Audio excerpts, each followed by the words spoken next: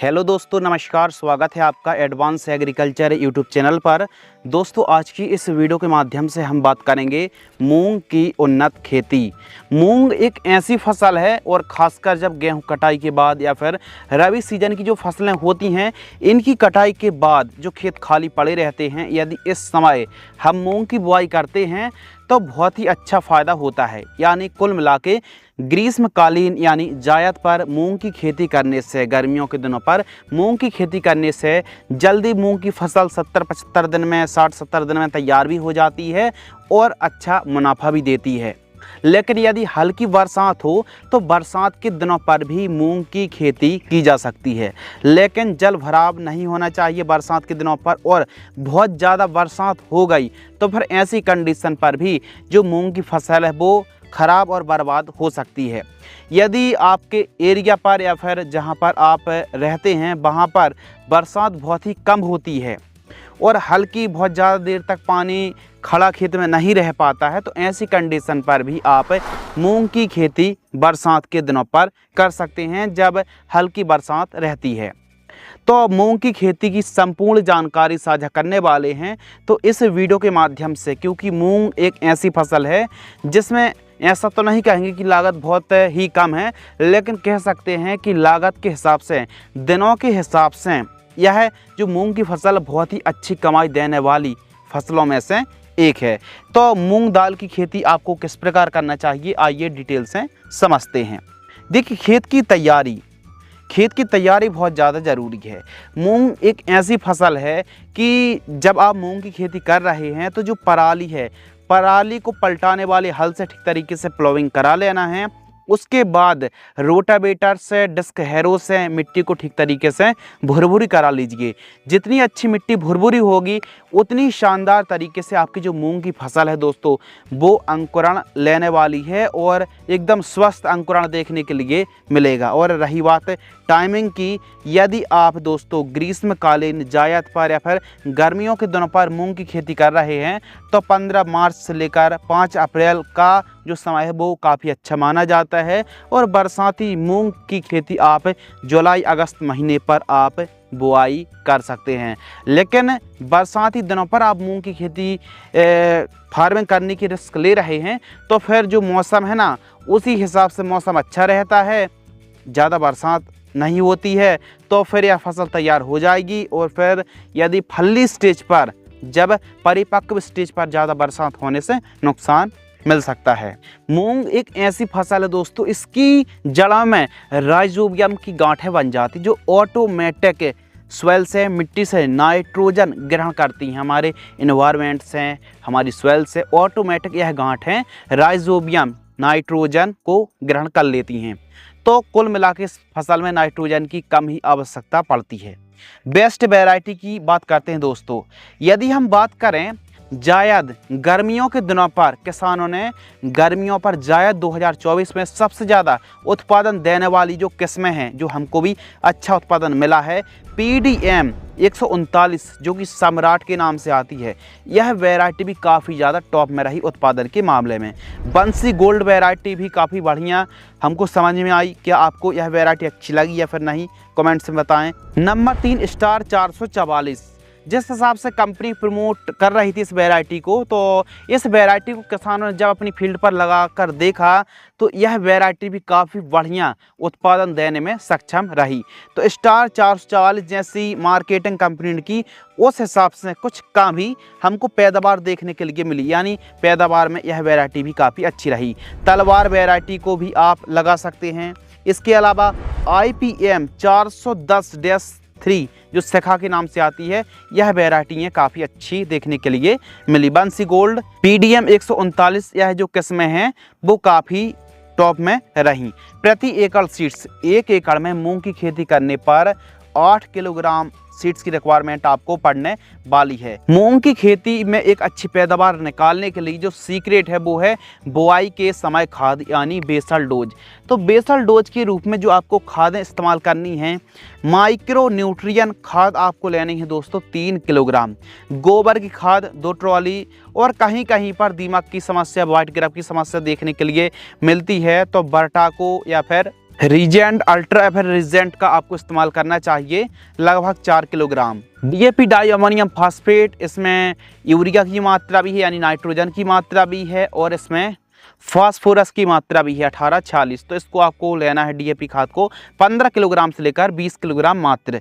और कहीं एसएसपी का आप प्रयोग करते हैं तो एसएसपी में सिंगल सुपर फास्फेट में सल्फर भी है, कैल्शियम भी है, और इसमें फास्फोरस की मात्रा भी होती है। तो एसएसपी 50 किलोग्राम, इन सभी को मिक्स करके 1 एकड़ में आपको प्रयोग करना चाहिए। एवं बात करते हैं बुआई का डिस्टेंस, कितनी दूरी पर हमको मूंग की बुआई करनी चाहिए। तो 10 से 12 इंच पर यदि आप मूंग की बुआई करते हैं, 12 इंच 14 इंच पर भी आप मूंग की बुआई कर सकते हैं। तो 12 इंच काफ़ी बढ़िया मानी जाती है, 12 इंच में भी काफ़ी अच्छा उत्पादन देखने के लिए मिलता है। मूंग एक ऐसी फसल है गर्मियों के दिनों पर दोस्तों मिट्टी के हिसाब से ही हमको सिंचाई करनी चाहिए। बीज उपचार, यदि आप बेस्ट कंपनी की यदि मूंग खरीद रहे हैं तो पहले से बीज उपचार है। यदि आप घर का बीज की बुआई कर रहे हैं, देसी बीज की बुआई कर रहे हैं, तो फिर ऐसी कंडीशन पर आपको बीज उपचार करना पड़ेगा। बीज उपचार झेलोरस है, एवरगोल्ड एक्सटेंड से या फिर थायरम्स हैं, इनमें से कोई एक से बीज उपचार आपको करना चाहिए। बीज उपचार फिर बुआई कर दीजिए। अब बात करते हैं सिंचाई। तो जो सिंचाई है, यदि आप जायद पर, ग्रीष्मकालीन पर, गर्मियों के दिनों पर, मार्च अप्रैल पर यदि मूंग की खेती कर रहे हैं दोस्तों, तो इसके लिए आपको सिंचाई प्रॉपर करनी पड़ेगी, यानी 5 से 7 दिनों के अंतराल पर आपको कंटिन्यू सिंचाई करनी पड़ेगी। और खासकर फ्लावरिंग स्टेज पर, फ्रूटिंग स्टेज पर, या फिर जब दानों का भराव हो रहा हो, यदि उस समय पानी की कमती रहती है तो फिर ऐसी कंडीशन पर पैदावार घट सकती है। तो इसके लिए आपको प्रॉपर सिंचाई जरूर करनी चाहिए। यदि आप गर्मियों के दिनों पर मूंग की खेती करते हैं और टेम्परेचर हाई हो जाता है तो फिर ऐसी कंडीशन पर फ्लावरिंग और फ्रूटिंग काफ़ी ज़्यादा प्रभावित होती है। तो जब भी आप गेहूं की खेती कर रहे हैं तो गेहूं की कटाई के जस्ट बाद, यानी बहुत ज़्यादा फिर लेट आपको नहीं करना है, समय से आप मूंग की बुआई कर दीजिए। यानी रबी सीजन की जो फसलों की कटाई के बाद आप ज़्यादा लेट ना करते हुए मूंग की बुआई कर दीजिए। गेहूं कटाई के बाद मूंग की खेती कर रहे हैं तो चारों साइड के खेत एकदम खाली रहते हैं, कीटों का प्रकोप एकाएक बढ़ जाता है। और गर्मियों के दिनों पर तो सफ़ेद मक्खी, भुनगी, एफिड जैसिड, इनका प्रकोप बहुत ज़्यादा होता है, यानी खासकर वाइट फ्लाई और माइट्स का प्रकोप काफ़ी ज़्यादा देखने के लिए मिलता है। तो इसके बारे में भी हम आगे डिस्कस करने वाले हैं। खरपतवार की रोकथाम, मूंग की फसल पर जो खरपतवार हैं, यदि हम बात करें खरपतवार की, तो यह उत्पादन को 60-70% तक प्रभावित कर देते हैं। यदि खेत पर खरपतवार रहेंगे तो लगभग आधे से भी ज़्यादा आपकी पैदावार घटने वाली है। तो खरपतवार एकदम फसल मुक्त रखिए। प्री इमरजेंट हार्बिसाइड में आप बेलर 32 का भी स्प्रे कर सकते, 800 ml 200 लीटर पानी में घोल करके खरपतवार आसानी से कंट्रोल हो जाएंगे। समय समय पर सिंचाई करिए, और मज़दूर यदि उपलब्ध हो जाते हैं तो फिर निराई गुड़ाई और मज़दूरों की मदद से ही आपको खरपतवार मुक्त फसल रखना चाहिए। स्प्रिंग शेड्यूल बहुत ज़्यादा ज़रूरी है दोस्तों। तो जो स्प्रिंग शेड्यूल है, आइए समझते हैं कौन कौन सी समस्याएं हमारी मूंग की फसल पर आती हैं। मूंग की फसल पर थ्रिप्स, एफिड जैसिड, सफ़ेद मक्खी, हरीली, सेमिलूपर्स, फली छेदक, पीला mosaic virus, rust, powdery mildewed और डाउनी मिल्ड्यूड की समस्या देखने के लिए हमको मिलती है। और हाई टेम्परेचर पर फ्लावरिंग तो आ गए लेकिन कन्वर्ट नहीं हो पाए, और आ भी गए तो ड्रॉपनेस की समस्या देखने के लिए मिलती गर्मियों के दिनों पर। तो यह जो सभी समस्या है ना, यानी फूल फल अच्छे से आए लेकिन दानों पर कन्वर्ट नहीं हो पाए फ्लावर, तो फ्लावर को कैसे आपको कंट्रोल करना है, एकदम झड़े ना और अच्छे से फलियों की संख्या देखने के लिए मिले और दमदार हमारी फसल रहे। तो इसके लिए जो फर्स्ट स्प्रे है, लगभग 15 से 18 दिन की फसल होती है, तो 15 लीटर पानी में आपको लेना है एंट्राकॉल फंगिसाइड 40 ग्राम, जिसमें प्रोपिनेब है, और इसके साथ आपको लांसर गोल्ड लेना है 40 ग्राम, जिसमें एसीफेट और इमीडाक्लोरपिड का कॉम्बिनेशन 15 लीटर पानी में घोल करके स्प्रे कर दीजिए। सिलिकॉन चिप को स्टिकर स्प्रेडर मिलाकर ही स्प्रे करें ताकि आपको रिजल्ट अच्छे मिले।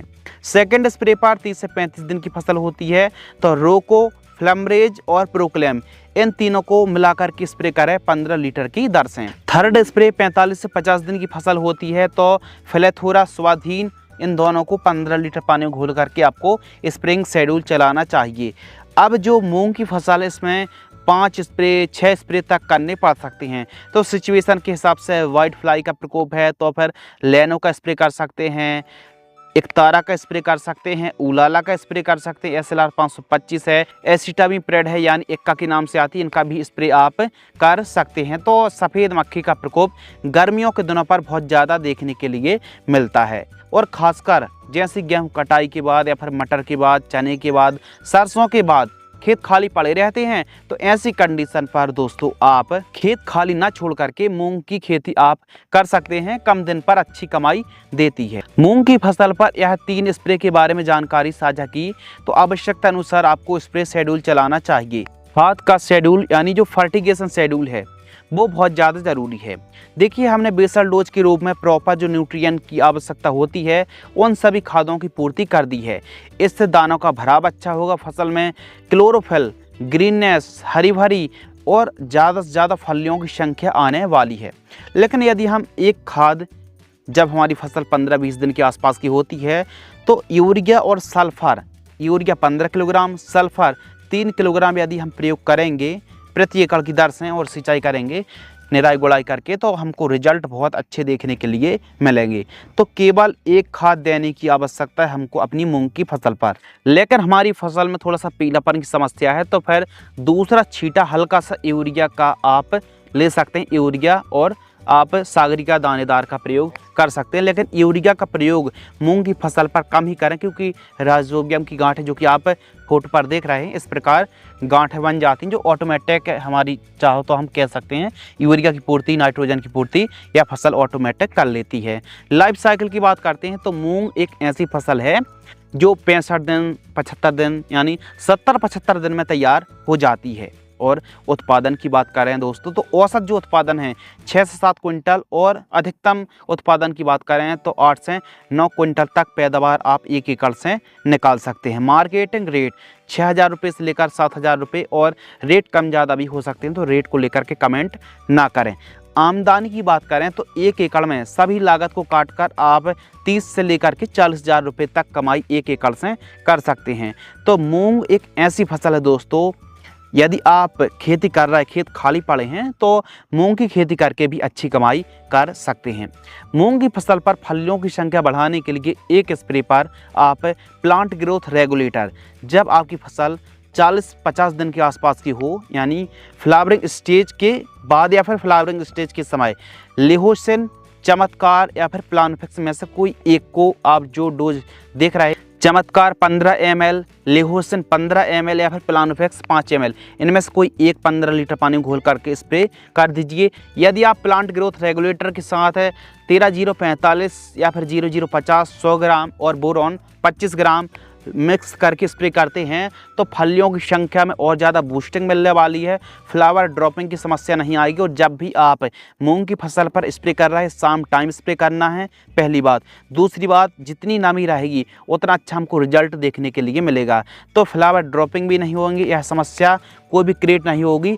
तो इस प्रकार जो भी समस्याएँ आती हैं, जो भी मतलब मूंग की फसल पर चाहे फ्लावर ड्रॉपिंग की समस्या हो, प्रॉपर दाने नहीं बन पा रहे हैं या फिर जो भी समस्या क्रिएट होती है वह सभी एकदम कंट्रोल हो जाएगी। तो इस हिसाब से आपको स्प्रे शेड्यूल चलाना चाहिए। लेकिन जब आपको लग रहा है कि हमारी फसल केवल बढ़वा ले रही है, फल फूल की संख्या कम आ रही है, तो प्लांट ग्रोथ रेगुलेटर का स्प्रे आपको ज़रूर करना चाहिए। लिहोसिन, चमत्कार या फिर जो प्लानफिक्स आती है, कोई एक का स्प्रे आप जरूर कर दीजिए। 50 दिन के आसपास की फसल में बहुत अच्छा फ़ायदा देखने के लिए मिलेगा। खेत खाली पड़े रहने से ज़्यादा अच्छा है कि आने वाले जो खरीफ सीजन की जो फसलें हैं उनकी लागत भी आप मूंग की फसल से निकाल सकते हैं। मूंग एक ऐसी फसल है जो कि कम लागत पर बहुत ही अच्छी आप कमाई कर सकते हैं, बहुत ही बढ़िया इस फसल से आमदनी निकाल सकते हैं। तो हमारे किसान भाई मूंग की खेती करके बढ़िया आमदनी निकाल सकते हैं। यदि आपको यह वीडियो पसंद आती है तो वीडियो को लाइक करें, चैनल को सब्सक्राइब करें। धन्यवाद।